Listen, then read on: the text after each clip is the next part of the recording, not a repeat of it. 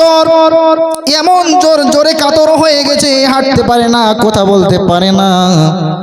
দুইজন সাহাবীকে নিয়ে তিনাদের কাঁধের উপর ভর দিয়ে বিশ্বনবী মসজিদে নববীতে গেলেন। যাওয়ার বিশ্বনবী, খুব মনোযোগ দিয়ে শুনবেন, জনাবে মুহাম্মদুর রাসূলুল্লাহ সাল্লাল্লাহু আলাইহি ওয়াসাল্লাম তিনি জীবনের শেষ নামাজ মসজিদে নববীতে পড়তে পারেন নাই। দুইজন সাহাবার কাঁধের উপর হাত দিয়ে ভর করে মসজিদে নববীতে গেলেন। বাপজান আমার, বিশ্বনবী জনাবে মুহাম্মদুর রাসূলুল্লাহ সাল্লাল্লাহু আলাইহি ওয়াসাল্লাম জীবনের শেষ সময়, শেষ নামাজ মসজিদে নববীতে পড়তে পারেন নাই। শরীরে প্রচুর জ্বর, এমন জ্বর, জ্বরে কাতর হয়ে গেছে, হাঁটতে পারে না, কথা বলতে পারে না।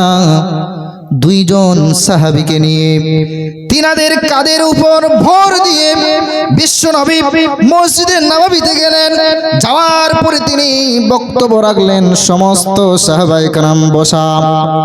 এমন সময় বিশ্বনবী জনাবে মুহাম্মদুর রাসূলুল্লাহ সাল্লাল্লাহু আলাইহি ওয়াসাল্লাম তিনি বলছেন, ও আমার প্রাণের সাহাবারা, শোনো শোনো, আল্লাহ সুবহানাহু ওয়া তাআলা এই দুনিয়ার জমিনে, এই পৃথিবীর জমিনে একজন মানুষকে, তার একজন বান্দাকে পৃথিবীর বুকে যত সম্পদ ছিল, যত ধন দৌলত ছিল, সমস্ত ধন দৌলত সেই বান্দাকে দিয়েছেন।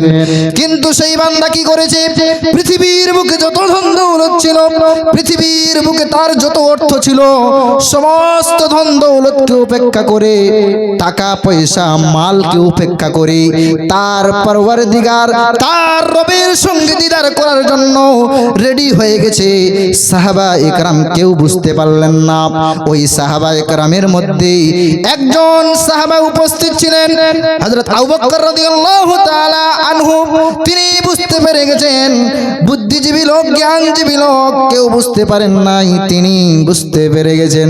আহারে, বিশ্বনবী যেই যুবকের কথা বলছেন, সেই যুবক আর কেউ নয়, হযরত মুহাম্মদুর রাসূলুল্লাহ সাল্লাল্লাহু আলাইহি ওয়াসাল্লাম। আহারে, আমার নবী দুনিয়া থেকে বিদায় হয়ে চলে যাবে, আর আমরা এতিম থেকে মাহরুম হয়ে যাব। এই কথাটা মনে চিন্তা করে করে ডুকুরে ডুকুরে কান্না করতে লাগলেন। আবু বকর কান্না করতে করতে, সাহাবীরা মনে মনে চিন্তা করছে, আবু বকর বয়স্ক লোক, এত কান্না করে কেন, এত কাঁদছে কেন, কি ব্যাপার? আবু বকর রাদিয়াল্লাহু তাআলা আনহুর কি হয়ে গেল, এত কাঁদছে কেন?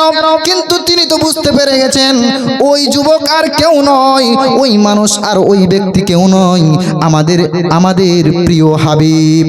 তিনি তার রবের সঙ্গে দেখা করার জন্য, সাক্ষাৎ করার জন্য রেডি হয়ে গেছেন। এমন সময় আল্লাহর নবী বললেন, ও আবু বকর শোনো, আজ থেকে মসজিদে নববীতে সমস্ত দরওয়াজা বন্ধ হয়ে যাবে, একমাত্র শুধু আবু বকরের দরওয়াজাটা খোলা থাকবে। এই কথা বলার পরে বিশ্বনবী হুজরা শরীফে চলে আসলেন। আসার পরে এশারের সময় হয়ে গেল।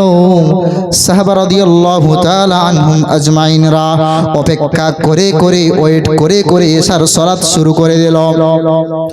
এশার সালাত যখন শুরু করে দিয়েছে, ওদিকে বিশ্বনবী জনাবে মুহাম্মদুর রাসূলুল্লাহ জ্বরের অবস্থায় কাতর হয়ে একবার বেহুশ হয়ে যায়, একবার হুশে আসে।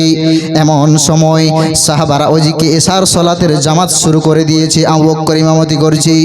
সাহাবারা ডুকুরে ডুকুরে কাঁদছে এবং মনে মনে চিন্তা করছে, আর মনে হয় বিশ্ব নবীর পিছনে আমাদের মনে হয় আর নামাজ পড়া আর হবে না, আমরা ইয়াতিম হয়ে যাব, আমরা নবী নবী থেকে মাহরুম হয়ে যাব। বিশ্ব নবী ওদিকে হুজরাতে একবার বেহুশ হয়ে যায়, একবার হুশে আসে। হুশে আসার পরে আয়েশা রাদিয়াল্লাহু তাআলা আনহাকে প্রশ্ন করলেন, ও আমার প্রাণের বিবি আয়েশা রে, এখন কোন সময় চলছে?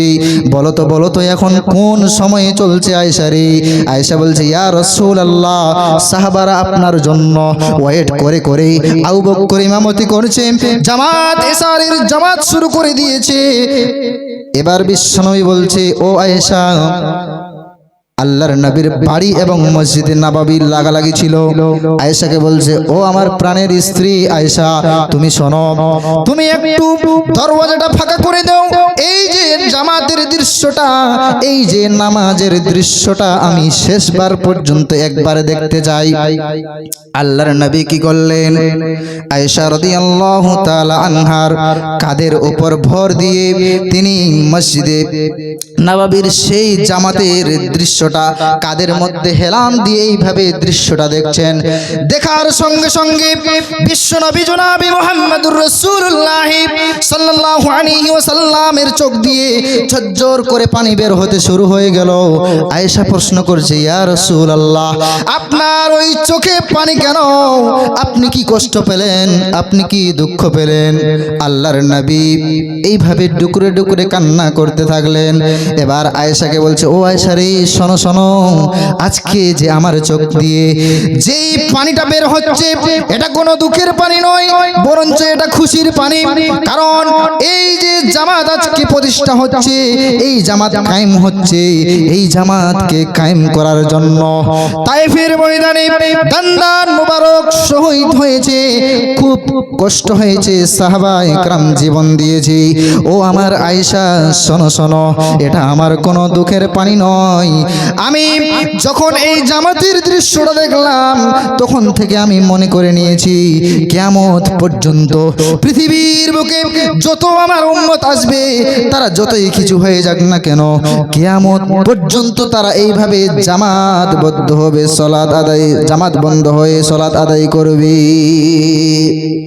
আল্লাহু আকবার। নামাজের জন্য কষ্ট হয়নি? আল্লাহর নবী বলছে, এই যে আমি নামাজের দৃশ্যটা দেখছি, এটা কিয়ামত পর্যন্ত পৃথিবীর বুকে যত উম্মত আসবে আমার, তারা সকলেই এইভাবে জামাতবদ্ধ হয়ে সালাত আদায় করবে। আজ আমরা সেই